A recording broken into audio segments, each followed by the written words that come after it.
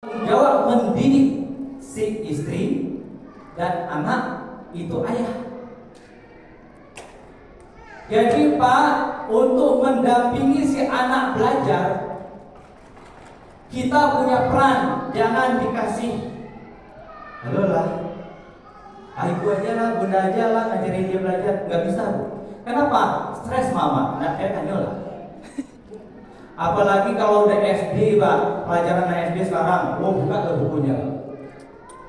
Saya pernah baca buku apa?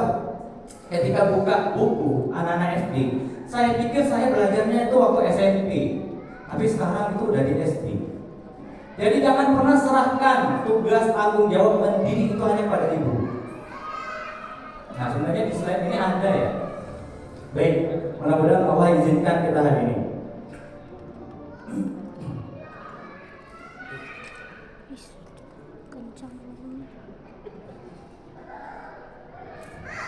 Nah, ini tadi, siapa yang meminta kepada Allah? Kita yang meminta. Ketika sudah dikasih amanah, kita udah amanah enggak?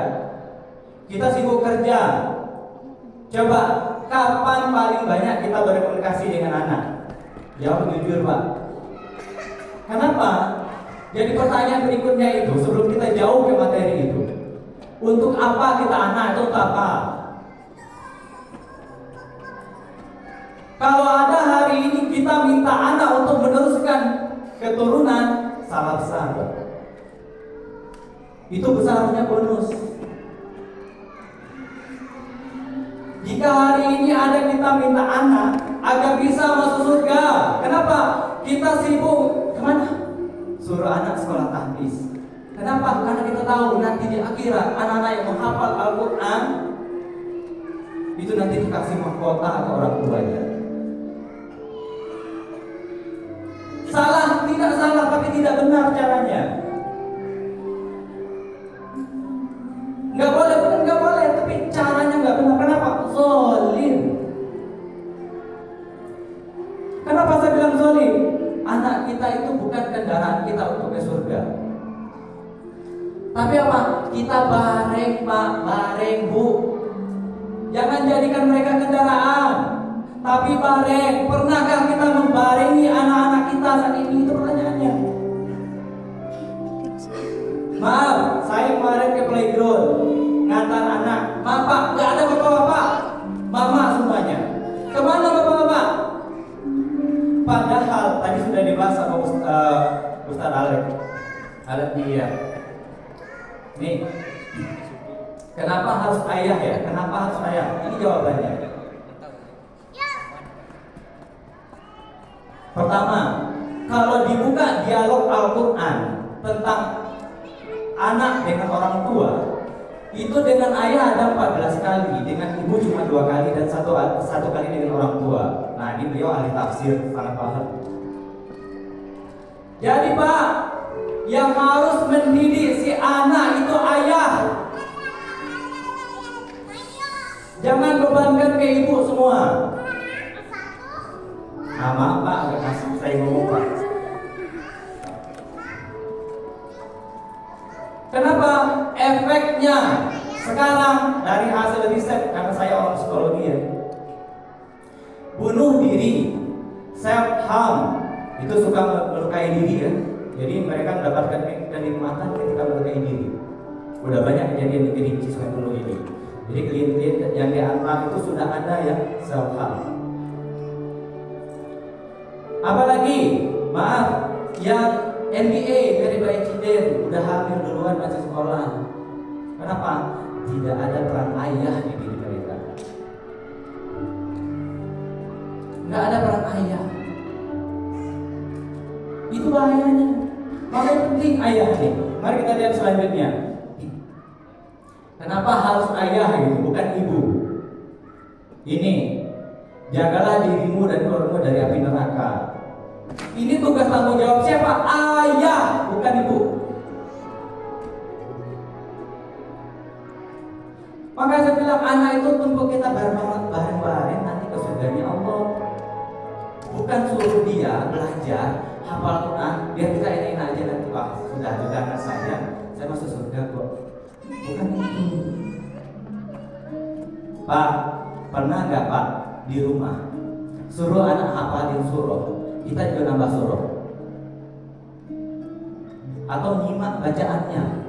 Jangan-jangan Pak, kita hanya pada nyuruh, nah hafalin surah ini, tambah hafalan. Kita pernah? Kenapa? Kita nggak ada teladan. Sama bapak-bapak bagian ini, nah berhenti merokok ya nak. Nah ini rokok masih nggak bisa. Kenapa? Nggak ada contoh. Makanya apa? Ada satu kasus dari guru saya di daerah Jawa, habis 30 juz. Karena habis dia lulus ke kedokteran di Amerika. Setelah pulang, apa katanya? Ma, ini hafalan 30 juz saya sudah saya store, ini sertifikatnya, dan saya sudah jadi dokter. Hari ini saya murtad. Astagfirullah. Habis 30 juz bu. Murtad. Kenapa? Cara. Kenapa? Kita di awal itu tidak pernah mengajarkan anak kita bagaimana mencintai Allah, tapi sibuk beribadah yang benar ya nak. Pertanyaan, kenapa kita ibadah? Maka hati-hati itu Pak, Ibu. Nah, kita lihat lagi. Kita agak kilat dikit ya. Kalau salah Ustaz tolong disapa ya. Ini hasil riset ya. Ini 2008 sampai 2010 dari 33 provinsi. Kita sebagai seorang ayah itu hanya 65 menit sehari dengan anak. 65 menit berarti nggak banyak. Kenapa? Ngantar pagi, sore, sibuknya mereka main handphone, game. Kapan ngobrol sama anak? Padahal ngobrol itu penting. Sesibuk-sibuknya Nabi Ibrahim yang ninggalin anaknya di padang Andus, beliau masih sempat jenguk si anak Ismail.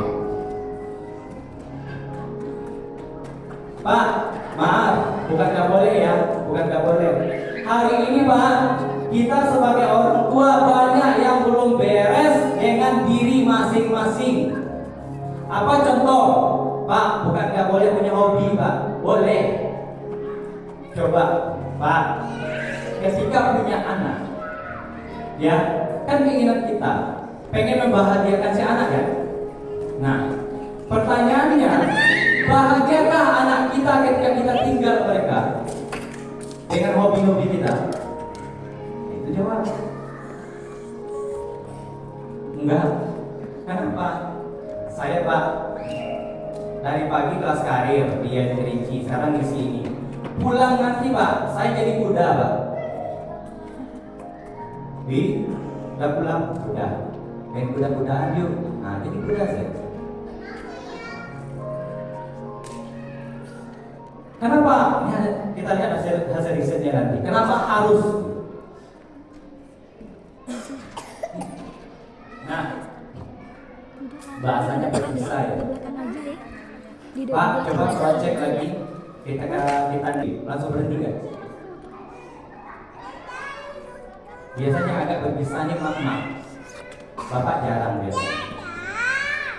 Kalau masih berpisah Pak, selamat. Tapi kalau berhenti main HP nak, masih. Nah, berhenti main HP nak, masih. Atau dipanggil, nah sini nak, mereka nggak datang. Ini sudah mulai indikasi mulut kita sebagai seorang ayah tidak berpisah ya. Ada? Baik, kita tunggu sebentar. Kita habiskan dengan anak-anak kita ketimbang dengan hal-hal yang lain. Terkadang saya juga merasakan Pak, terkadang pulang dari kantor sore bersama anak itu udah capek ya rasanya. Tapi apa? Dari hasil riset yang ditunggu-tunggu anak itu di rumah ketika ayahnya pulang, bukan kue, bukan coklat, tapi kapan bisa waktunya bermain ya. Mungkin bapak pernah terlontar dari mulut anaknya, bapak sibuk kerja, gak ada waktu untuk saya. Kapan kita main Pak? Padahal kita yang mengharapkan anak itu hadir di dunia, kita pula yang membuat mereka cuek. Mencuek.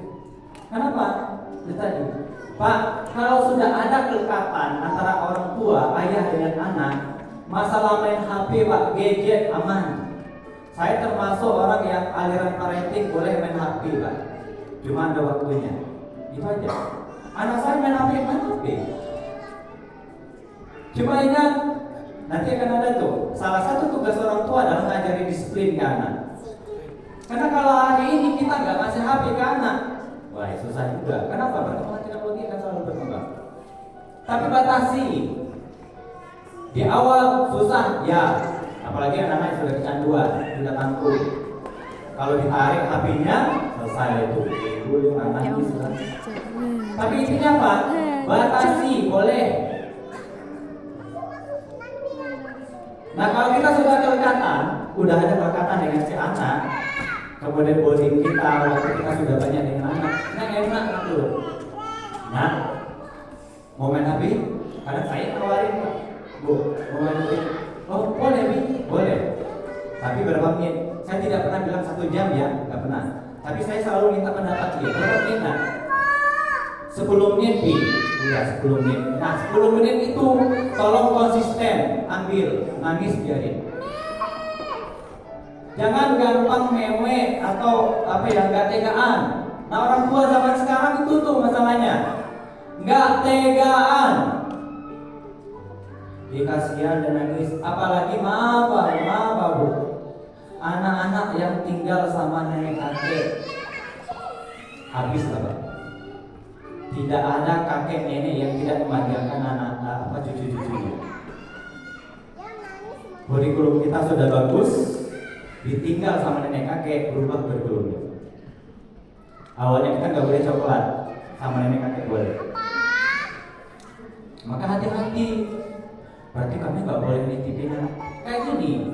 Boleh, tapi ingat kurikulum yang sudah Bapak buat di rumah tangga kita harus sampai ke nenek kakek dan dilaksanakan juga. Ini beratnya di sana. Kenapa? Tidak ada satu orang tua pun yang mau dinasihati sama anaknya. Kenapa? Seumur sekarang ini saya udah 36 Pak. Kalau pulang ke rumah nggak pernah bilang adik-adik. Mungkin. Kenapa? Yang ada di pikiran mereka anak-anak itu apa? Kita masih anak-anak kecil yang kayak gini. Maka apa? Kurikulumnya tolong samain. Kalau udah samain aman. Nah, jadi maka bangun kedekatan dengan anak. Kapan?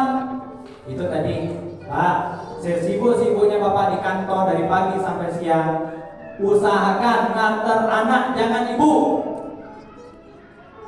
Saya tekankan itu, kalau saya nganter anak. Kenapa? Waktu ngobrol sama anak lebih bagus ketika di kendaraan.